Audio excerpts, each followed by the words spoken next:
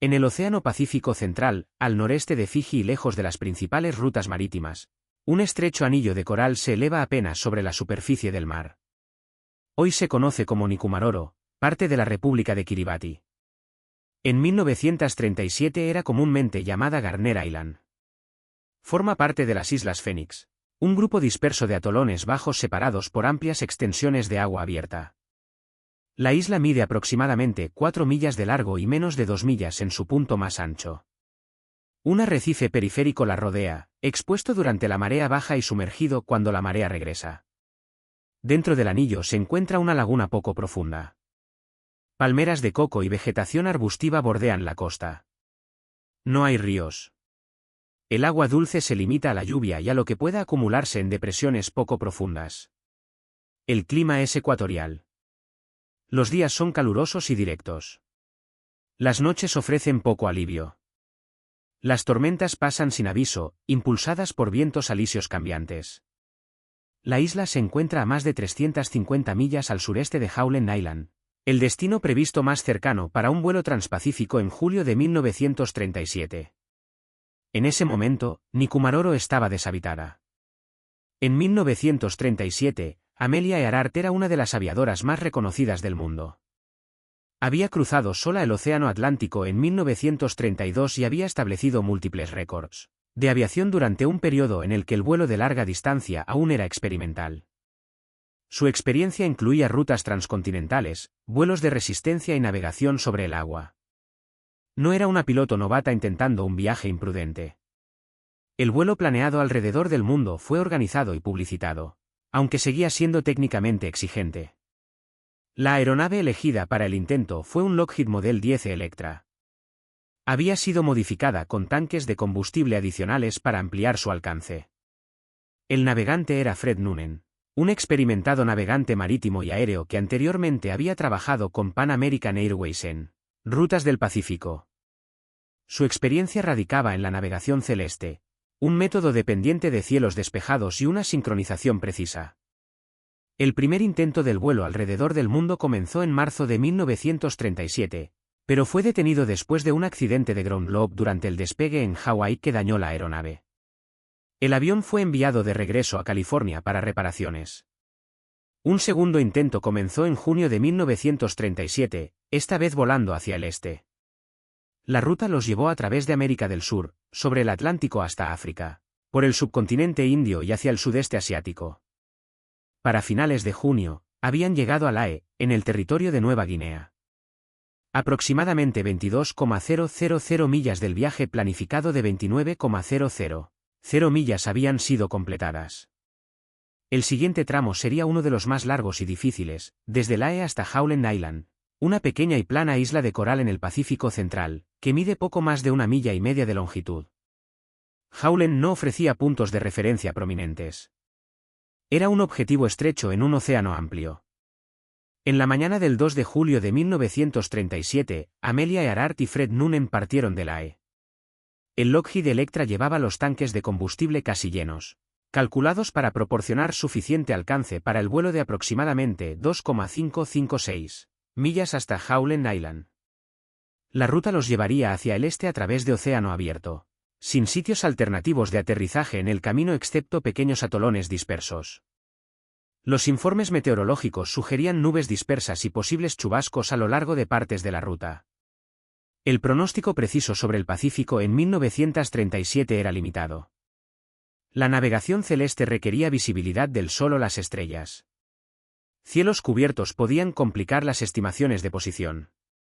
Se había instalado equipo de radiogoniometría en la aeronave, pero la comunicación por radio a larga distancia a través del Pacífico era inconsistente y a menudo poco fiable. La embarcación de la Guardia Costera de los Estados Unidos Itasca estaba estacionada frente a Howland Island para proporcionar orientación por radio y señales visuales de humo. El barco mantuvo vigilancia radial durante toda la noche y hasta la mañana, anticipando la aproximación de Earhart. A medida que pasaban las horas, se recibieron transmisiones de radio intermitentes del Electra. Las señales fueron reportadas como claras pero a veces débiles. Earhart indicó que creía estar cerca de Howland, pero no podía ver la isla. Solicitó información de rumbo. El Itasca intentó responder, Pero las dificultades de comunicación persistieron. Poco después de las 8:40 de la mañana hora de Howland, Earhart transmitió que se estaban quedando sin combustible y que volaban a lo largo de una línea de posición. No siguió ninguna transmisión confirmada. La transmisión final confirmada del Lockheed Electra fue registrada a las 8:43 de la mañana hora local. Amelia Earhart informó que estaban en una línea de posición que corría de norte a sur. Declaró que volaban a 1,000 pies. El mensaje terminó sin mayor aclaración. Después de esa transmisión, siguió el silencio radial. El Itasca continuó transmitiendo en las frecuencias acordadas, enviando mensajes de voz y código Morse. Se liberó humo de las calderas del barco en un esfuerzo por crear un marcador visible. Los vigías escanearon el horizonte con binoculares. No se vio ninguna aeronave. La distancia entre Lae y Howland había permitido poco margen de error. Incluso un pequeño error de cálculo en la deriva del viento podría haber desplazado la aeronave decenas de millas fuera de curso. La navegación celeste dependía del tiempo y de una observación clara. La cobertura de nubes y la bruma podían reducir la precisión. Si las reservas de combustible se habían agotado más rápido de lo esperado, las opciones se reducirían rápidamente. Los esfuerzos de búsqueda comenzaron casi de inmediato. Buques navales y aeronaves fueron enviados desde Hawái. El área de búsqueda se expandió durante días, cubriendo cientos de miles de millas cuadradas de océano. No se localizó ningún resto confirmado. En ausencia de evidencia física, la suposición predominante pasó a ser que la aeronave había agotado su combustible y amerizado en el mar. Sin embargo, el Pacífico contiene muchas islas bajas dispersas a lo largo de la línea de posición que Earhart reportó. Una de ellas se encontraba aproximadamente a 350 millas al sureste. Nikumaroro se encuentra a lo largo de la línea de posición de 337 grados que Amelia Earhart reportó en su transmisión final. Si la aeronave había alcanzado esa línea de navegación pero no logró localizar Howland Island, la tripulación pudo haber girado hacia el sureste, siguiendo la línea en busca de tierra. Nikumaroro era una de las pocas islas dentro de una distancia alcanzable. El arrecife occidental del atolón es amplio y relativamente plano durante la marea baja.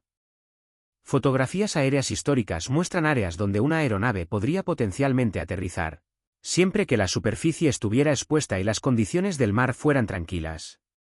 El borde del arrecife desciende abruptamente hacia aguas profundas más allá de su perímetro. En los días posteriores a la desaparición, múltiples operadores de radio a través del Pacífico y en América del Norte informaron haber recibido señales de auxilio intermitentes que se creía provenían de la aeronave de Earhart. Algunas señales fueron registradas por estaciones oficiales, otras fueron anotadas por oyentes aficionados. Varias transmisiones hacían referencia al agua subiendo o a no poder permanecer en tierra mucho más tiempo. Ninguna fue verificada de manera concluyente, pero los investigadores determinaron más tarde que si la aeronave había aterrizado intacta en un arrecife y permanecía por encima del agua durante la marea baja, la radio podría haber funcionado durante un tiempo limitado mientras las baterías conservaran carga.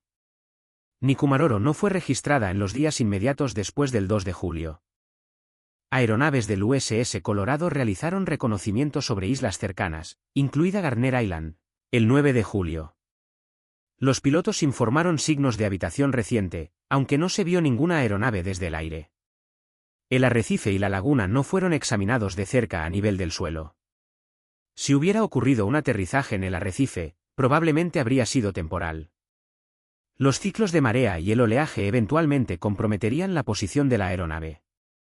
Con el tiempo, las olas podrían haberla desintegrado y arrastrado secciones hacia aguas más profundas. Lo que quedara, si es que algo quedaba, habría estado en la propia isla. Nikumaroro ofrecía recursos limitados. El atolón no tenía una fuente permanente de agua dulce. La lluvia se acumulaba brevemente en depresiones poco profundas y podía recogerse de la vegetación, pero los periodos prolongados de sequía eran comunes. Palmeras de coco bordeaban partes de la costa, y los cangrejos eran abundantes a lo largo de la playa y el borde de la laguna. Aves marinas anidaban en grandes cantidades. Los peces se movían a través de los canales del arrecife con la marea.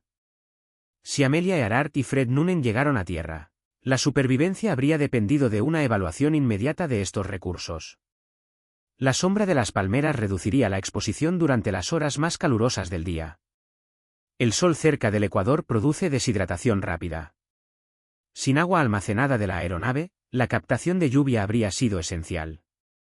Expediciones arqueológicas realizadas décadas después por The International Group for Historic Aircraft Recovery documentaron signos de actividad humana pasada en la isla anteriores al asentamiento formal. En el extremo sureste de Nikumaroro, los investigadores identificaron un sitio que contenía restos de fogatas, huesos de aves y peces, fragmentos de concha y restos de herramientas improvisadas. Algunos artefactos sugerían los restos de un campamento establecido antes de que comenzara el asentamiento colonial británico en 1938. En 1940, restos óseos humanos parciales fueron descubiertos en la isla por el oficial colonial británico Gerald Gallagher. Los huesos fueron enviados a Fiji para su examen. El análisis contemporáneo concluyó que probablemente eran masculinos, aunque reevaluaciones posteriores de las mediciones registradas han producido interpretaciones diferentes. Los restos físicos mismos se perdieron posteriormente. La isla habría requerido adaptación diaria. Había alimento. El agua era incierta. El refugio era improvisado. El tiempo habría sido medido por la marea y el calor. Incluso si el Electra hubiera llegado intacto a Nikumaroro, cualquier intento de comunicarse con el mundo exterior habría estado limitado. Las radios de la aeronave funcionaban con baterías y tenían un alcance restringido. Los primeros informes de señales intermitentes después del 2 de julio sugieren la posibilidad de que el transmisor funcionara durante algunas horas o días. Sin embargo, la densa vegetación del atolón, junto con el coral bajo y el clima impredecible, habría restringido la propagación de la señal. Observadores en lugares distantes, incluidos operadores de radio en Hawái y a lo largo de la costa oeste, informaron haber escuchado mensajes débiles e indescifrables. Algunas transmisiones parecían repetir partes de señales de llamada conocidas, otras eran irregulares o ininteligibles. No fue posible ninguna verificación. El Pacífico permanecía vasto y silencioso en la mayoría de las direcciones, dejando a una persona en Nikumaroro en gran medida aislada. Durante el día, cualquier señal visible, como bengalas o espejos, habría sido ineficaz a menos que un barco o aeronave estuviera dentro de la línea de visión. El humo del fuego solo podía detectarse bajo condiciones favorables de viento. El aislamiento era absoluto, interrumpido únicamente por los sonidos de las olas y las aves marinas. La adaptación bajo tales condiciones requería un esfuerzo sistemático, localizar agua dulce cuando estuviera disponible, recolectar cocos y cangrejos comestibles, y buscar refugio del sol y la lluvia. El arrecife de coral ofrecía cierta protección contra las mareas, pero también presentaba peligros. Superficies afiladas, algas resbaladizas y cambios repentinos en el oleaje. Los días probablemente pasaban en casi monotonía, medidos por la salida y la puesta del sol. Sin medios para partir o señalar de manera fiable, el enfoque permanecía en mantener la supervivencia básica. Cada pequeña decisión, donde recoger agua, como evitar lesiones, como conservar energía, habría tenido peso en la preservación de la vida. La falta de confirmación desde el mundo exterior significaba que cualquier señal enviada no podía ser confiable, y la esperanza de rescate se volvía cada vez más incierta. La exposición al sol, la sal y la hidratación limitada habría tenido un efecto acumulativo. Irritación de la piel, deshidratación y fatiga eran riesgos constantes. Incluso lesiones menores, cortes por coral, rasguños de la vegetación, podían volverse graves sin tratamiento adecuado. La superficie irregular del arrecife y el terreno desigual aumentaban la probabilidad de accidentes. Investigaciones históricas sugieren que los restos óseos encontrados en Nikumaroro en 1940, junto con artefactos asociados, indican a un solo individuo viviendo solo durante un periodo prolongado. Herramientas hechas de cáscaras de coco y huesos de aves implican intentos continuos de procurar alimento y mantener algún refugio. Estos artefactos, combinados con el posible funcionamiento de la radio de la aeronave en los primeros días, apuntan a un esfuerzo de supervivencia sistemático pero precario. La presión psicológica habría sido significativa.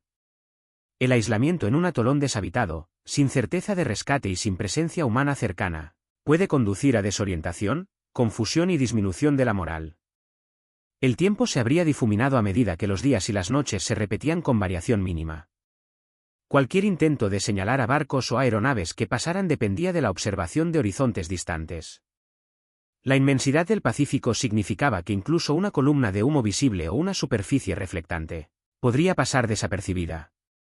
La resistencia humana requerida bajo estas condiciones se medía momento a momento, de un día al siguiente, sin garantía de éxito. Durante las semanas y meses siguientes, ningún rescate directo llegó a Nikumaroro. Si Amelia Earhart y Fred Noonan alcanzaron la isla, habrían dependido de la lluvia, cocos, cangrejos y aves para su sustento. El refugio habría sido improvisado con vegetación y materiales rescatados del Electra. Cada acción, recoger agua, asegurar alimento, evitar lesiones, era esencial. Registros históricos e investigaciones arqueológicas posteriores sugieren que un individuo pudo haber sobrevivido durante un periodo prolongado. En 1940, restos humanos parciales fueron descubiertos en la parte sureste del atolón por Gerald Gallagher, un oficial colonial británico. Los huesos estaban acompañados de artefactos personales, incluidas herramientas improvisadas y restos de ropa, indicando esfuerzos continuos de supervivencia. El análisis contemporáneo sugirió que los restos pertenecían a un adulto, aunque el sexo no pudo confirmarse de manera definitiva en ese momento. El arrecife y la laguna habrían sido tanto refugio como peligro. La marea amenazaba repetidamente cualquier refugio temporal o restos de la aeronave. Los extremos climáticos, tormentas tropicales, calor y humedad, habrían agravado la dificultad de la supervivencia diaria. El agotamiento, la deshidratación y las lesiones probablemente redujeron la movilidad y la eficacia con el tiempo. No se registraron más transmisiones después de los primeros días, y ninguna aeronave o gran resto fue localizado por búsquedas posteriores. Con el tiempo, el océano reclamó cualquier resto del Electra. Lo que sobrevivió fueron rastros en la isla, fragmentos óseos, herramientas y evidencia de un esfuerzo sostenido contra el aislamiento.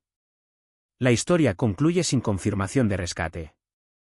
La resistencia humana demostrada, si ocurrió como se reconstruye, fue medida silenciosamente contra los elementos implacables del Pacífico, dejando solo rastros físicos y la pregunta persistente de la supervivencia más allá del mundo conocido. El destino de Amelia Earhart y Fred Noonan permanece sin resolver. Nikumaroro conserva solo fragmentos de evidencia, un testimonio de la lejanía y el aislamiento del Pacífico Central. Su viaje terminó más allá de un rescate inmediato, dejando a la historia con preguntas que perduran en silencio, una medida del coraje humano y de la vastedad del océano que atravesaron.